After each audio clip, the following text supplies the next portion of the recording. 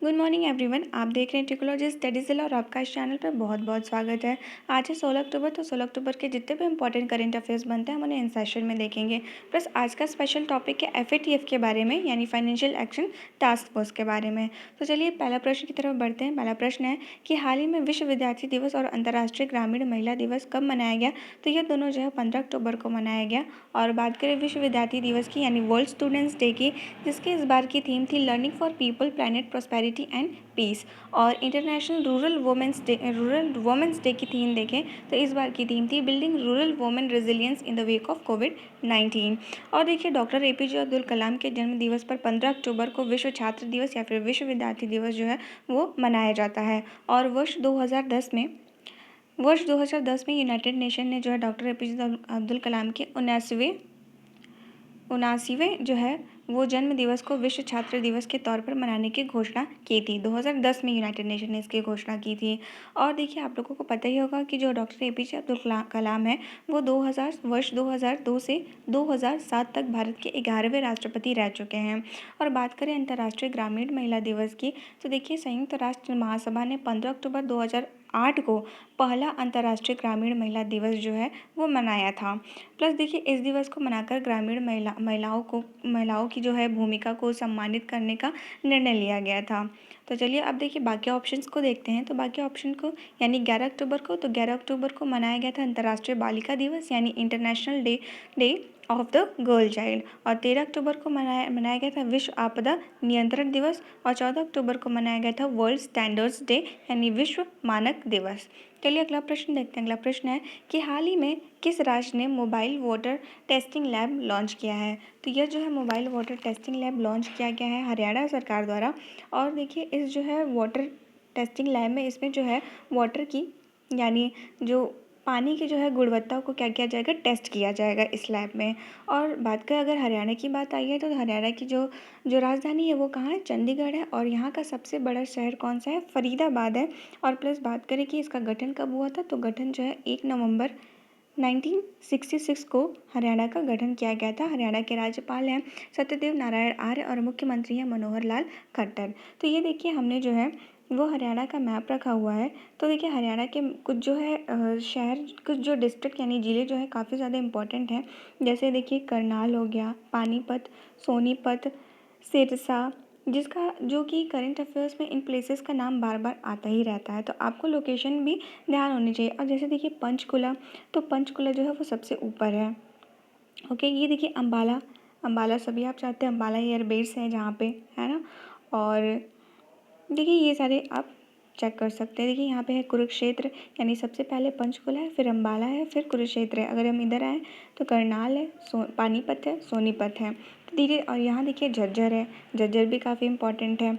और यहाँ देखिए रोहतक है। और तो ये सारे देखिए ये हिसार है ना। और ये सिरसा। तो आप ये धीरे धीरे लोकेशन जब आप जानेंगे तो आपको जो है कोई भी न्यूज़ आएगी तो तुरंत वो जो है और वो लोकेशन स्ट्राइक करेगा, तो आप अच्छे से उस चीज़ को जल्दी आपके माइंड में अगर बैठ जाएगा तो वो आप जल्दी भूल नहीं पाएंगे। तो चलिए अगला प्रश्न देखते हैं। हाल ही में किस राज्य ने सोजल मिशन की शुरुआत की है? तो यह जो है शुरुआत किया गया है उड़ीसा सरकार द्वारा। तो बात करें उड़ीसा की, देखिए तो ये है मैप में उड़ीसा। और उड़ीसा जो है वो उसकी राजधानी है भुवनेश्वर, और यहाँ का सबसे बड़ा शहर भी भुवनेश्वर ही है। और यहाँ की बात करें कि यहाँ की जो है राजभाषा वो भी क्या है, उड़ीसी है। ठीक है, यहाँ की जो राजभाषा है वो उड़ीसी है। और देखिए इसका गठन जो है वो 26 जनवरी 1950 को किया गया था। और यहाँ के राज्यपाल है गणेशी लाल और मुख्यमंत्री हैं नवीन पटनायक। ओके, तो अगला प्रश्न देखते हैं। प्लस रक्षा मंत्री राजनाथ सिंह ने ब्रो, यानी बॉर्डर रोड ऑर्गेनाइजेशन द्वारा तैयार निम्न में से कितने पुलों का एक साथ उद्घाटन किया है? तो देखिए जो है राजनाथ सिंह, यानी रक्षा मंत्री राजनाथ सिंह ने जो है टोटल 44 पुल का जो है वो उद्घाटन किया है। तो ये वीडियो कॉन्फ्रेंसिंग द्वारा किया गया था। और देखिए इससे पहले आपको बता दें कि सबसे ज़्यादा जो है वो पुल का उद्घाटन टोटल, देखिए अगर टोटल बात करें कि कितने राज्यों में जो है वो इसका उद्घाटन, राज्य और यूनियन टेरिटरी दोनों को मिला के देखें तो ये टोटल 7 राज्यों और यूनियन टेरिटरी में जो है वो इसका उद्घाटन किया गया। और सबसे ज़्यादा जो है उद्घाटन पुल जो है वो इसमें कहाँ किया गया, जम्मू कश्मीर में टोटल 10 पुलों का उद्घाटन किया गया। और लद्दाख, उत्तराखंड और अरुणाचल प्रदेश, इन तीनों में जो है 8-8 पुल का जो है, मतलब लद्दाख में 8 पुल का, उत्तराखंड में 8 पुल का और अरुणाचल प्रदेश में भी 8 पुल का उद्घाटन किया गया। और सिक्किम और पंजाब, यहाँ दोनों जगह 4-4 जो है पुल का उद्घाटन किया गया। और हिमाचल प्रदेश में देखें तो 2 पुल का उद्घाटन किया गया। तो अगर आप टोटल काउंट करें तो टोटल आ जाएगा हमारा 44। तो ये आपके लिए उतना ज़्यादा इम्पोर्टेंट नहीं है, बस आपको इतना ध्यान रखना पड़ेगा कि सबसे ज़्यादा जो है वो किस राज्य में उसका उद्घाटन किया गया। तो देखिए अगर हम बात करें ब्रो यानी बॉर्डर रोड ऑर्गेनाइजेशन की, तो ये उसका लोगो है और इसका मोटो क्या है, श्रमेन सर्वम और साध्यम, ये इसका जो क्या है, इसका मेन मोटो है। और इसको क्या कहते हैं, everything achievable through hard work. और इसका फॉर्मेशन हुआ था 7 मई 1990 को। और देखिए यह जो है किस मिनिस्ट्री के अंदर आता है, तो ये मिनिस्ट्री ऑफ डिफेंस के अंदर आता है, ये ध्यान रखिएगा। और ये जो है किन किन रीजन में सर्व करता है, तो इंडिया, भूटान, नेपाल, म्यांमार और अफगानिस्तान में ये जो है सर्व करता है। और इसका हेडक्वार्टर कहाँ है, नई दिल्ली में। तो चलिए अगला प्रश्न देखते हैं कि हाल ही में किस देश की सरकार ने दुष्कर्म के मामलों में जो है मृत्युदंड देने का प्रावधान किया है। तो यह जो है डिसीजन लिया गया है बांग्लादेश द्वारा। तो बात करें, देखिए बांग्लादेश द्वारा लिया गया है। और बांग्लादेश की बात करें तो बांग्लादेश की कैपिटल है ढाका, यहाँ की करेंसी है टका और यहाँ के प्रेसिडेंट है अब्दुल हामिद और जो है प्राइम मिनिस्टर है वो शेख हसीना। अगला प्रश्न देखते हैं कि हाल ही में किस देश को FATF की ग्रे लिस्ट में बरकरार रखा गया है।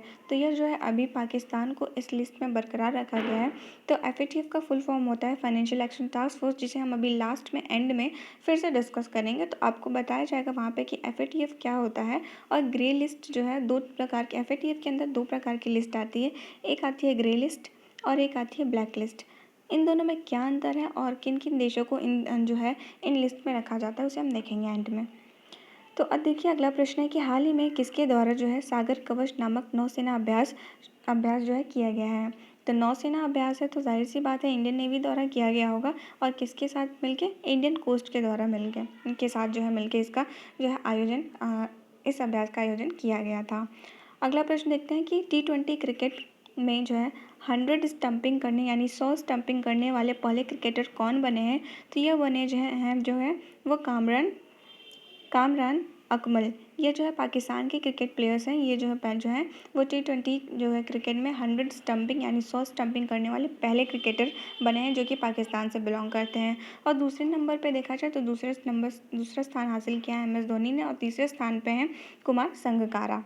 चलिए अगला प्रश्न देखते हैं और ये आखिरी प्रश्न है कि हाल ही में भारत ने स्वदेशी तकनीक से निर्मित किस सबसोनिक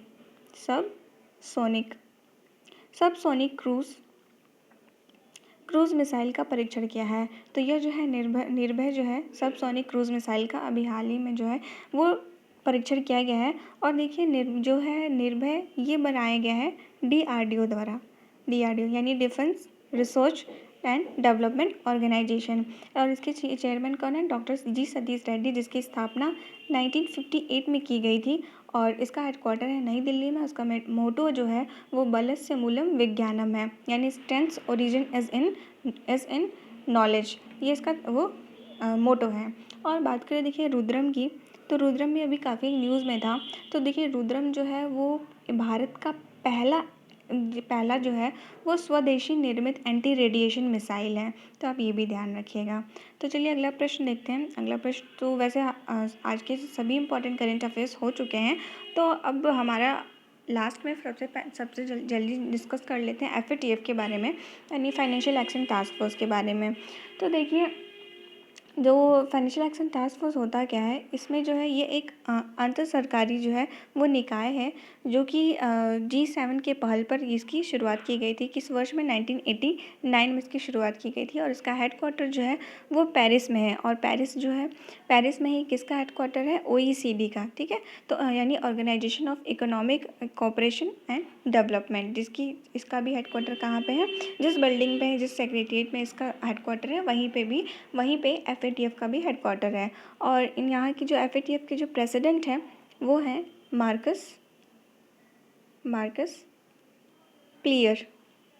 जो है वो प्रेसिडेंट है। और देखिए इनका पर्पस क्या होता है, मेन जो है एफएटीएफ का पर्पस होता क्या है, तो देखिए जो है इनको जो है ये मनी लॉन्ड्रिंग और जितने भी टेररिज्म फाइनेंसिंग होती है उसको कॉम्बैट करना, यानी उसे निपटना जो है वो उसको ख़त्म करना, उसको कम करना, ये सब जो है एफएटीएफ का काम होता है।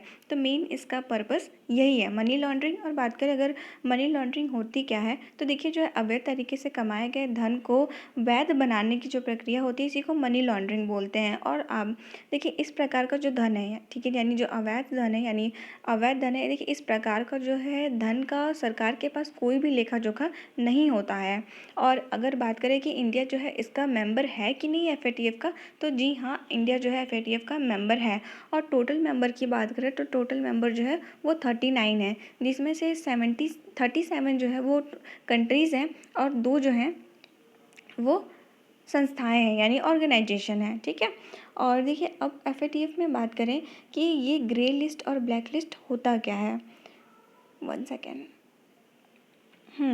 तो देखिए ये है ग्रे लिस्ट और ये है ब्लैक लिस्ट। तो इन देखिए जिस देश पर यह संदेह होता है कि वह ऐसी कार्यवाही नहीं कर सकता जिसमें आतंकवादी जो है संगठन को मिलने वाला वित्त पोषण बाधित हो, तथा जो देश जो है आप सीधे सीधे ऐसे समझिए कि अगर कोई भी ऐसा देश है ना, कोई भी अगर ऐसा देश है जो कि ऐसा पाया जाता है कि अपने अपने जगह पे, यानी अपने एरिया में, अपने अपने देश में मनी लॉन्ड्रिंग और ये जो टेररिज्म को फाइनेंसिंग की जाती है, यानी टेररिज्म को बढ़ावा देने के लिए पैसे दिए जाते हैं, उसको अगर वो रोक नहीं पाता है तो इस जो है ऐसे देश को ग्रे लिस्ट में रखा जाता है। और ब्लैक लिस्ट की बात करें तो ब्लैक लिस्ट में उन देशों को रखा जाता है जो देखिए रोक तो पाते नहीं है, प्लस उनको जो है और जो है वो सहायता प्रदान करते हैं, ठीक है, यानी उनको और बढ़ावा देते हैं और साथ देते हैं। तो ऐसे जो कंट्रीज़ को ब्लैक लिस्ट में रखा जाता है। तो ब्लैक लिस्ट को हम लोग कॉल फॉर एक्शन भी बोला जाता है, यानी ग्रे लिस्ट समझिए एक प्रकार की चेतावनी है। और अगर वो फिर भी नहीं माना और फिर भी सपोर्ट करता रहा तो उसको हम रख देते हैं ब्लैक लिस्ट में। तो ये था एफएटीएफ के बारे में। आई होप आपको समझ में आया होगा। सो दैट्स इट, ये था आज का पूरा लेक्चर और मिलते हैं आपको 17 अक्टूबर के करंट अफेयर्स में।